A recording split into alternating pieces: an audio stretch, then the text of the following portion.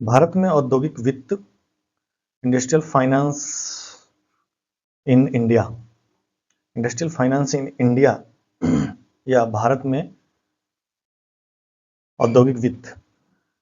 किसी भी देश के इंडस्ट्रियल डेवलपमेंट के लिए फाइनेंस की जरूरत होती ही है, वित्त की जरूरत होती है। बिना वित्त मतलब औद्योगिक क्रियाकलाप में कोई इंडस्ट्री स्थापित करना हो या एमएसएमई हो, चाहे वो कॉटेज इंडस्ट्री हो या वो स्मॉल इंडस्ट्री हो, कोई भी इंडस्ट्री हो, उसको शुरू करने के लिए फंड चाहिए होता है और फंड बहुत ज़्यादा चाहिए होता है, कई लाख करोड़ में चाहिए होता है। तो किसी भी व्यक्ति के पास जो इंडस्ट्री शुरू करना चाहता है, तो उसके पास इतनी बड़ी मात्रा में वित्त नहीं होता, इतनी बड़ी मात्रा में उसके पास पैसे नहीं होते हैं, तो उसको पैसे बैंक से या किसी बड़े फाइनेंस कंपनी से लेना होता है। तो औद्योगिक विकास के लिए वित्त का होना बहुत जरूरी है। और भारत में इसकी क्या स्थिति है, औद्योगिक वित्त पैसे कहाँ से आएंगे औद्योगिक विकास के लिए, और कितनी स्थिति में है भारत। तो इन सब चीज़ों का इसमें हम डिस्कस करेंगे। इसमें औद्योगिक वित्त की समस्या क्या क्या है, औद्योगिक वित्त किन किन ऐसे बैंक और इंडस्ट्रियल डेवलपमेंट के लिए जो बैंक स्थापित किए गए वो कौन कौन से हैं जो औद्योगिक वित्त देते हैं, और औद्योगिक वित्त के अलावा गवर्नमेंट ने क्या क्या कोशिश की है उद्योगों के विकास के लिए, ये सब इन चैप्टर में हम पढ़ेंगे। तो चलिए स्टार्ट करते हैं। भारत में औद्योगिक वित्त का तात्पर्य है उद्योगों को आवश्यक पूंजी उपलब्ध कराना। किसी भी उद्योग के सुचारू संचालन, विस्तार, आधुनिकीकरण अल्पकालीन, दीर्घकालीन, मध्यकालीन एवं दीर्घकालीन वित्त की आवश्यकता होती है। भारत जैसे विकासशील देश में औद्योगिक वित्त की भूमिका अत्यंत महत्वपूर्ण है। तो 3 तरह के ऋण की आवश्यकता पड़ती है, पैसे की आवश्यकता पड़ती है उद्योगों के लिए। जो उद्योग पहले से हैं उनको विस्तार करना हो, उसमें नई मशीनें लगाना हो, तो नया उद्योग खोलना है, तो इसमें 3 वर्गों में हम बांट सकते हैं औद्योगिक वित्त को, अल्पकालीन, मध्यकालीन और दीर्घकालीन वित्त। तो अल्पकालीन, मध्यकालीन, दीर्घकालीन वित्त क्या होते हैं?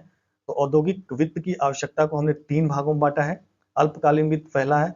अल्पकालीन वित्त या शॉर्ट टर्म फाइनेंस ऐसा ऋण जो 1 वर्ष के लिए लिया जाता है उद्योगपति या पूंजीपति के द्वारा अपने उद्योगों के कच्चे माल खरीदने के लिए, मजदूरी भुगतान करने के लिए या बिजली का बिल देने के लिए। ऐसे छोटे छोटे काम होते हैं जो तत्काल जरूरत होते हैं और 1 वर्ष के बाद फिर इनके वस्तुओं से, इनके उत्पादन से जो प्रॉफिट आता है वो फिर उसको पूरा कर देते हैं।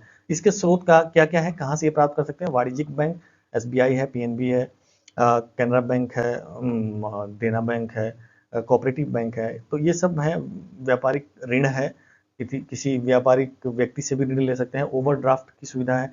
तो यहाँ से ये पैसे प्राप्त करते हैं। मध्यमकालीन वित्त, मीडियम टर्म्स फाइनेंस, 1 वर्ष से 5 वर्ष तक के लिए जो ऋण लिया जाता है वो मध्यमकालीन वित्त कहलाता है। इसका उपयोग मशीनों की मरम्मत के लिए या थोड़ा बहुत उसमें परिवर्तन करने के लिए, अंशतः विस्तार करने के लिए, थोड़ा उसको और बढ़ाने के लिए कैपेसिटी, कोई नया गोदाम बनवाना हो या कोई ऐसा विस्तार करना हो जिसमें डिजाइन बदलना हो, पैकिंग बदलना हो, तो ये छोटे छोटे काम जो होते हैं इनके लिए जो कर्ज लिए जाते हैं वो मध्यमकालीन वित्त होते हैं और ये मुख्यतः 5 वर्ष तक के लिए लिए जाते हैं। इनके लिए ये ऋण जो प्राप्त किए जाते हैं वो वित्तीय संस्थानों से प्राप्त किए जाते हैं, कोऑपरेटिव बैंक से प्राप्त किए जाते हैं, बांड से प्राप्त किए जाते हैं और व्यापारिक बैंकों से भी प्राप्त किए जाते हैं। तो दीर्घकालीन वित्त क्या है? तीसरे जो तरह का वित्त है जो सबसे लंबे अवधि के लिए लिया जाता है वो दीर्घकालीन वित्त होता है। 5 वर्ष या उससे अधिक तक के लिए जो कर्ज लिया जाता है, ऋण लिया जाता है औद्योगिक विकास के लिए, उसे हम दीर्घकालीन या लॉन्ग टर्म फाइनेंस कहते हैं। इसकी अवधि 5 वर्ष से अधिक का होता है और इसके तहत नया उद्योग शुरू करना हो, नए फैक्ट्री लगाना हो, पूरी मशीनरी ही बदलना हो, नया भूमि लेकर के वहाँ कोई बिल्डिंग बनाना हो, कर्मचारियों को रहने के लिए या गोदाम बनाने के लिए, तकनीकी उन्नयन, नई टेक्नोलॉजी आ गई तो उसको अब पुरानी टेक्नोलॉजी के मशीनों को चेंज करना है। तो इस तरह के बड़े कार्यों के लिए, बड़े विस्तार के लिए जो ऋण लिए जाते हैं वो दीर्घकालीन ऋण कहलाते हैं और ये 5 वर्ष से अधिक के लिए लिए जाते हैं। इसके स्रोत हैं आईएफसीआई, आईडीबीआई, सीडबी, शेयर बाजार से भी हम प्राप्त कर सकते हैं। आईएफसीआई का मतलब industrial finance corporation of India, IDB industrial development bank of India, SIDBI small industrial development bank of India. तो ये बहुत पहले से और बहुत ही सरकार द्वारा स्थापित बहुत बड़े वित्तीय संस्थाएं हैं जो उद्योगों के विकास के लिए कर्ज देते हैं, मदद करती हैं। तो हम औद्योगिक वित्त को 3 प्रकार के आवश्यकताओं में बांट देते हैं, अल्पकालीन, मध्यमकालीन और दीर्घकालीन। तो ये 3 प्रकार के औद्योगिक वित्त की आवश्यकता होती है उद्योगों को। भारत में औद्योगिक वित्त के मुख्य स्रोत क्या हैं? औद्योगिक वित्त कहाँ से प्राप्त किए जाते हैं? Sources of industrial finance. तो उद्योगों के लिए जो उद्योग, जिन उद्योगों को आवश्यकता है पैसे की, कर्ज की, तो वो कहाँ पे जाएंगे? तो वाणिज्यिक बैंक एक तो है, पहला नंबर पे वाणिज्यिक बैंक। वाणिज्यिक बैंक में एसबीआई हो गया, पीएनबी हो गया, और भी बहुत सारे व्यापारिक बैंक हैं, सेंट्रल बैंक ऑफ इंडिया हो गया, ठीक है। तो इस तरह के बहुत सारे बैंक हैं जो भी व्यापारिक बैंक है। व्यापारिक बैंक का एक पूरा वीडियो है, कौन कौन से व्यापारिक बैंक होते हैं, तो वो देख लेना। तो ये सारे बैंक उद्योगों के लिए कार्यशील पूंजी उपलब्ध कराते हैं। और इसका आंकड़ा ये है कि 2023 तक बैंकों द्वारा एमएसएमई को 18.5 लाख करोड़ का कर्जा दिया है इन बैंकों ने। दूसरी तरह के वित्तीय संस्थाएं, जैसे अभी पीछे हमने देखा कि IFCI, industrial finance corporation of India, ये 1948 में सबसे पहला ये औद्योगिक विकास के लिए बैंक है स्वतंत्र भारत का। 1948 में इसकी स्थापना हुई थी। उसके बाद ईडीबी आया 1964 में, industrial development bank of India. SIDBI अभी पीछे हमने देखा, small industry development bank of India. ICICI ये 1955-56 में स्थापित हुआ था। SFC, state finance corporation, NABARD को हम जानते हैं। तो ये मुख्य रूप से बैंक है जो इंडस्ट्री के विकास के लिए इंडस्ट्री के पूंजीपतियों को या इंडस्ट्रियलिस्ट को लोन देते हैं या पैसे देते हैं, मदद करते हैं। तीसरे प्रकार में है सरकारी सहायता। इनके अलावा गवर्नमेंट भी सहायता करती है, केंद्र और राज्य सरकारें मिलकर सब्सिडी देती हैं इन उद्योगों को। अभी कोरोना काल में जो भी उद्योग बंद हो रहे थे, उनके ऊपर संकट आया था, उनको गवर्नमेंट ने सब्सिडी के रूप में मदद किया, जिससे कि वो बैंक फिर से खड़ा हो सके। ब्याज में रियायतें और कर छूट देती हैं। ब्याज में यदि बैंक मान लो 15% ले रहा है, तो अब बैंक से कह देंगे कि इनसे 12% लो या 10% लो, 5% हम ब्याज दे देंगे। तो इस तरह की रियायतें करती हैं। कर छूट, टैक्स में कुछ कुछ छूट किया जाता है, इसलिए कि स्पेशल इकोनॉमिक जोन स्थापित किया जाता है कि इन क्षेत्रों में यदि आप इंडस्ट्री स्थापित करते हैं तो वहाँ पे टैक्स नहीं लिया जाएगा, या इतने साल तक यदि आप कोई इंडस्ट्री शुरू करते हैं तो अभी के लिए गवर्नमेंट एमएसएमई के लिए या स्टार्टअप्स के लिए जो नियम बनाया कि हम 5 साल तक कोई टैक्स नहीं लेंगे या 3 साल तक कोई टैक्स नहीं लेंगे ऐसे स्टार्टअप्स पे। तो इस तरह की गवर्नमेंट तमाम तरह के प्रलोभन देती है ताकि लोग इंडस्ट्री को बढ़ावा दें और खोलें। चौथा जो स्रोत है, प्रकार है, वो है शेयर पूंजी या डिबेंचर। शेयर के मार्केट से भी वो कैपिटल इकट्ठा करते हैं, कोई बॉन्ड जारी कर देंगे और लोग बॉन्ड को खरीदते हैं। उसमें निश्चित लाभ रहता है कि इतना प्रॉफिट आपको, इतने रेट ऑफ इंटरेस्ट पे आपको आपकी पूंजी दिया जाएगा। तो इस माध्यम से भी, शेयर के माध्यम से भी अपनी पूंजी इकट्ठा करते हैं इंडस्ट्री। डिवेंचर के माध्यम से वो एक निश्चित लाभ की दर तय कर देते हैं कि इतना लाभ तिमाही छमाही हम आपको देते रहेंगे और आप हमारे कंपनी में पैसा लगाइए, आपका जो मूलधन है वो जस का तस रहेगा। तो इस तरह से बड़ी कंपनियां शेयर और डिवेंचर के माध्यम से भी पूंजी जुटाती हैं, अपना वित्त की व्यवस्था करती हैं। विदेशी निवेश का भी एक माध्यम है एफडीआई, फॉरेन डायरेक्ट इन्वेस्टमेंट, और एफआईआई, फॉरेन इंस्टीट्यूशनल इन्वेस्टमेंट। तो ये दो तरह के फॉरेन इन्वेस्टमेंट हैं जो हमारे देश के इंडस्ट्री में पैसा लगाते हैं और प्रॉफिट कमाते हैं। 2022-23 में भारत में कुल 2.75 लाख करोड़ का एफडीआई आया, जिसमें उद्योगों क्षेत्र का बड़ा हिस्सा था। छठवां जो वित्त व्यवस्था करती है कंपनियां, वो है निजी इक्विटी और वेंचर कैपिटल के रूप में, विशेष रूप से स्टार्टअप्स, तकनीकी कंपनियों को वित्त प्रदान करते हैं ये। तो ये 6 प्रकार है, जहां से एक तो वाणिज्यिक बैंक, व्यापारिक बैंक, मुख्य रूप से जो सरकारी बैंक है, सार्वजनिक क्षेत्र के बैंक है, उनसे इनको वित्त की व्यवस्था हो जाती है। वित्तीय संस्थाएं जो उद्योगों के विकास के लिए जो ऐसी संस्थाएं स्थापित की गई हैं वो देती हैं। गवर्नमेंट सहायता करती है। शेयर पूंजी और डिवेंचर से इनको स्रोत मिलता है, वित्त का स्रोत मिलता है। विदेशी निवेश एफडीआई, एफआईआई, निजी इक्विटी और वेंचर कैपिटल, तो ये 6 प्रकार के हैं जिससे इनके वित्त की व्यवस्था हो जाती है। तो अब प्रमुख वित्तीय संस्थाएं, इसमें प्रमुख रूप से जो इंडस्ट्री के लिए वित्तीय संस्थाएं हैं वो तो ईडबी है, एक industrial development bank of India 1964 में, जिसके दीर्घकालीन वित्त उपलब्ध कराता है, ये इसका काम रहता है। ये प्रमुख वित्त संस्थाएं हैं। एक सिडबी है, 1990 में इसकी स्थापना की गई, small industry development bank of India, लघु मध्यम सूक्ष्म उद्योगों के लिए ये वित्त पोषित करती है और पैसे उपलब्ध कराती है। आईएफसीआई सबसे पुराना bank, industrial finance corporation of India औद्योगिक संस्थाओं का वित्त पोषण करती है, और एक सबसे हाल में खुला है जो IIFCL, Indian infrastructure finance corporation company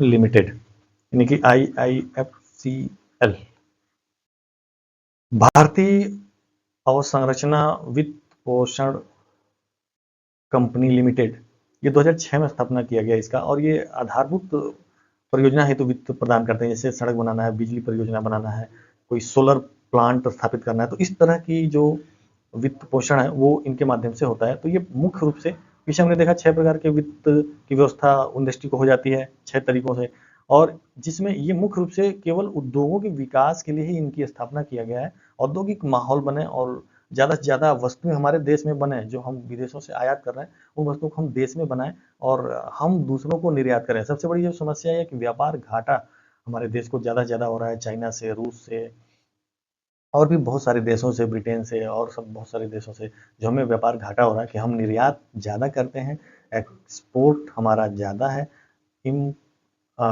export हमारा कम है, इम्पोर्ट हमारा ज़्यादा है। तो ये जो स्थिति है इससे हम व्यापार घाटे में चले जाते हैं और हमको दूसरे देशों को ज़्यादा से ज़्यादा भुगतान करना पड़ता है। तो ये हम कैसे इससे बचें, तो इसका एक ही तरीका है कि हम ज़्यादा से ज़्यादा वस्तुओं का निर्माण अपने देश में करें, और ये तभी संभव होगा जब उद्योग हमारे यहाँ ज़्यादा से ज़्यादा स्थापित होगा, उद्योगों को बढ़ावा दिया जाएगा। तो ये मुख्य संस्थाएं हैं जो गवर्नमेंट ने स्थापित किए हैं। आगे बढ़ते हैं, कुछ महत्वपूर्ण आंकड़े हैं। भारतीय औद्योगिक क्षेत्र में बैंक ऋण का कुल योगदान 22.3 लाख करोड़ है। ठीक है, बैंकिंग जैसे प्राइवेट और सरकारी बैंक मिला करके MSME को कुल क्रेडिट 18.5 लाख करोड़ रुपए का किया गया है, और जो बड़े बैंक हैं IDB, SIDBI, IFCI जैसे संस्थान, इनका योगदान 20% से अधिक है। ये दीर्घकालीन वित्त में योगदान करते हैं। FDI इनफ्लो यानी कि FDI आया है हमारे यहाँ $28.2 बिलियन 2022-23 में। ब्याज दर औद्योगिक ऋण पर औसतन 9.5 से 12% ब्याज दर लिया जाता है। औद्योगिक वित्त, यदि कोई आप उद्योग स्थापना करते हैं या कोई स्टार्टअप शुरू करते हैं तो इस पर ब्याज की दर 9.5 से 12%, अलग अलग बैंक अलग अलग रेट से लेते हैं, लेकिन इनका रेंज यही रहता है। फिर कुछ महत्वपूर्ण आंकड़े, भारत में औद्योगिक वित्त की समस्याएं क्या हैं, औद्योगिक क्यों उद्योग हमारे यहाँ फल फूल पड़ा है, और औद्योगिक वित्त के संबंध में क्या क्या समस्याएं हैं, लोग क्यों नहीं उसमें इंटरेस्ट लेते हैं अपना स्टार्टअप शुरू करने में या इंडस्ट्री लगाने में। तो सबसे पहला है पर्याप्त वित्त की उपलब्धता की कमी है। पर्याप्त वित्त उपलब्ध नहीं है हमारे यहाँ, किसी भी बैंक या किसी भी बहुत कम बैंक इसमें इंटरेस्ट लेते हैं, और बैंक पहले कहेंगे कि इतना पैसा हमारे पास नहीं है, अभी कहीं चले जाइए 2 करोड़ रुपए किसी बैंक से लेने तो वो बड़े उद्योगपतियों को दे देते हैं जो फ्रॉड करते हैं, लेकिन किसी ईमानदार को देना हो तो वो नहीं देते हैं। तो वित्त, पर्याप्त वित्त नहीं है, बैंकों के पास भी एक लिमिटेड पैसा है, सरकार के पास भी लिमिटेड पैसा है, और इसीलिए ये रेट ऑफ इंटरेस्ट बहुत ज़्यादा लगते हैं। ये 9% से 12%, अमूमन मैक्सिमम बैंक 12% ही लोन लेते हैं, तो ये अन्य देशों की तुलना में बहुत ज़्यादा है। उच्च ब्याज दरें, जैसे मैंने अभी बताया, बहुत ज़्यादा दरें हैं। विकसित देशों में 3 से 5% ब्याज दरों पे लोन मिल जाते हैं। जमानत और गारंटी की कठोर शर्तें होती हैं। यदि आप किसी बैंक से 50 लाख रुपए लोन लेने जा रहे हो तो वो कहेगा कि 50 लाख रुपए की संपत्ति आपके पास है, यदि ये पैसा डूब गया तो हम कहाँ से भरपाई करेंगे। तो बैंक की जो शर्तें होती हैं बहुत कठिन होती हैं, इसलिए लोग इसमें नहीं जाते हैं। वित्तीय संस्थाओं की जटिल प्रक्रिया होती है इनकी बहुत ज़्यादा, ये फॉर्म वो फॉर्म भरिए, ये फॉर्म भरिए, ये कागज़ लाइए, वो कागज़ लाइए, जिसके कारण अनेक तरह की ये औपचारिकताएं पूरे कराने में ही व्यक्ति को परेशान कर देते हैं, जिससे कि व्यक्ति थक करके और वापस घर चला जाता है। सूचना और जागरूकता की कमी है, हमारे देश में लोगों को पता नहीं होता है कि गवर्नमेंट कौन कौन सी स्कीम चला रही है और क्या क्या फ़ायदा दे रही है, और हम क्या क्या फ़ायदा ले सकते हैं यदि हम कोई स्टार्टअप या कोई इंडस्ट्री शुरू करते हैं। दीर्घकालीन वित्त की अनुपलब्धता, दीर्घकालीन वित्त हमारे देश में नहीं है। कोई भी बैंक रिस्क नहीं लेता है कि हम 20 साल के लिए या 50 साल के लिए कोई लोन दे दें, तो इसके लिए बैंक मना करते हैं। MSME को प्राथमिकता न देना, MSME को लघु, सूक्ष्म, लघु या मध्यम आकार के जो इंटरप्राइजेज हैं, उद्योग हैं, इनको प्राथमिकता नहीं देते हैं, क्योंकि ये खासकर जो मध्यम परिवार के लोग हैं वो चलाने वाले हैं, और इनके पास पर्याप्त मात्रा में बैकअप नहीं होता है कि ये उस लोन को कहाँ से देंगे यदि कंपनी डूब जाती है। तो बैंक इसको नज़रअंदाज करते हैं। वित्तीय संस्थाओं का शहरी केंद्रों पर केंद्रीकरण, जो वित्तीय संस्थान हैं, जो बड़े बड़े बैंक हैं, आप नाबार्ड देखें या ईडीबी सिडबी जो भी है, ये बड़े शहरों में ही स्थापित है। ये छोटे कस्बों और गांव में इनके शाखाएं नहीं हैं, तो ये शहरों में ही जो बड़े कंपनी हैं उन्हीं तक इनका लाभ मिल पाता है। एफडीआई और निजी निवेश की अनिश्चितता रहती है, विदेशों से कब झगड़ा हो जाए, कि दूसरे देशों से कब मतभेद हो जाए, जो राजनीतिक अनिश्चितताएं हैं वो बनी रहती हैं। अभी जैसे अमेरिका से रिश्ता बिगड़ गया है, तो एफडीआई फॉरेन डायरेक्ट इन्वेस्टमेंट अनिश्चित रहता है, किस देश से झगड़ा हो जाए और फिर हमारे देश में एफडीआई आना बंद हो जाए। निजी निवेश हमेशा प्रॉफिट को ध्यान में रख के करता है, प्रॉफिट निश्चित रहता है तभी वो निवेश करता है, नहीं तो अन्यथा नहीं करता है। तो जब देखता है कि प्रॉफिट निश्चित नहीं है तो वो निवेश को पीछे खींच लेता है, नहीं करता है। तो इसकी अनिश्चितता बनी रहती है, जिससे औद्योगिक वित्त की समस्या आती है। कोविड-19 जैसे जो प्रभाव होते हैं, बीच बीच में कोई बीमारी आ गई, महामारी आ गई, तो इसके कारण भी औद्योगिक वित्त की समस्याएं होती हैं, क्योंकि उस समय डिमांड बहुत डाउन चला जाता है और कंपनियां उत्पादन करना बंद कर देती हैं, क्योंकि उनका माल नहीं निकल पाता है, बिक पाता है, और जो लोग हैं उसमें रोजगार में लगे हैं वो बेरोजगार हो जाते हैं और इकोनॉमी पूरी तरह से मंदी की चपेट में आने लगती है। तो इस कारण से भी औद्योगिक वित्त की समस्या उत्पन्न होती है। तो ये कुल 12 समस्याएं थी जो औद्योगिक वित्त से संबंधित थी, और जो उद्योग फेस कर रहा है, उद्योग झेल रहा है, इन तरह की समस्याओं को इस पे जरूर ध्यान देना चाहिए।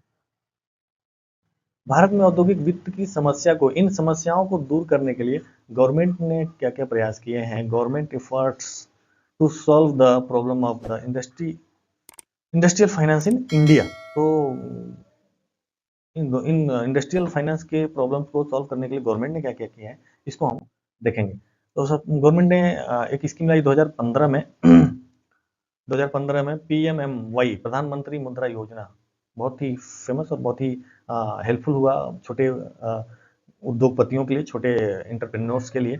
ये इसके तहत 10 लाख तक का बिना गारंटी का ऋण देती है गवर्नमेंट, और इसमें यह है कि ऐसा नहीं है कि किसी के पास 10 लाख का जमीन है या नहीं है, 10 लाख का इनकम है नहीं या नहीं है, ये नहीं देखना होता है। बिना गारंटी का सीधा बेनिफिशियरी को, लाभार्थी को लोन दिया जाता है।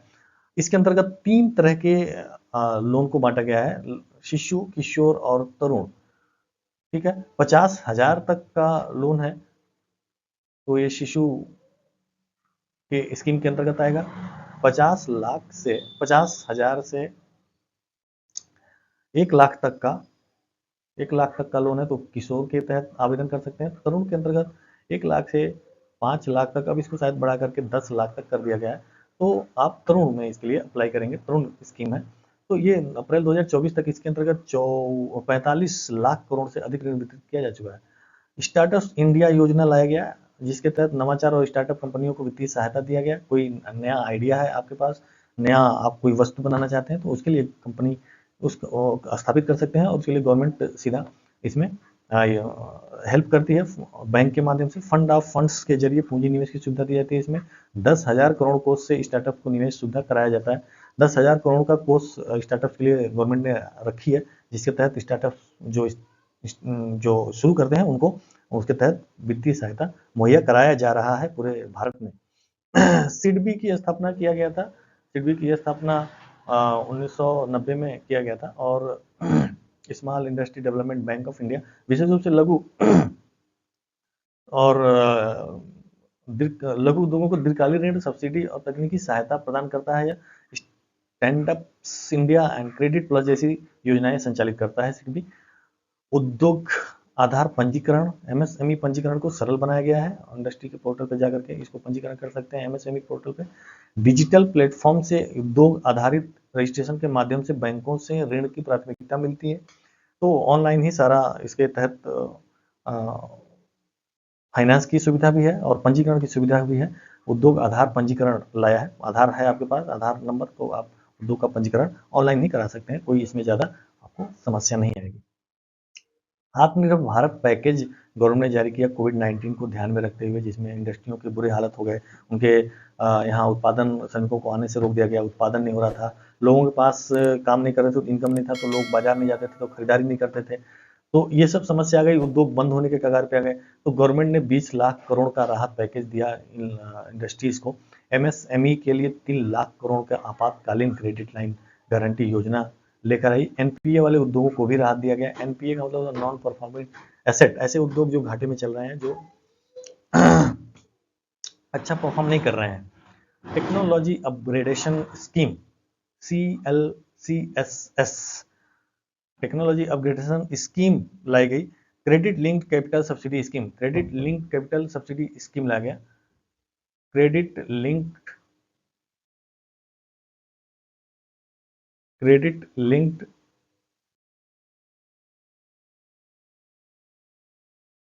Capital subsidy scheme, credit linked capital subsidy scheme लाया गया और इसके तहत एमएसएमई को नई मशीनरी खरीदने के लिए 15%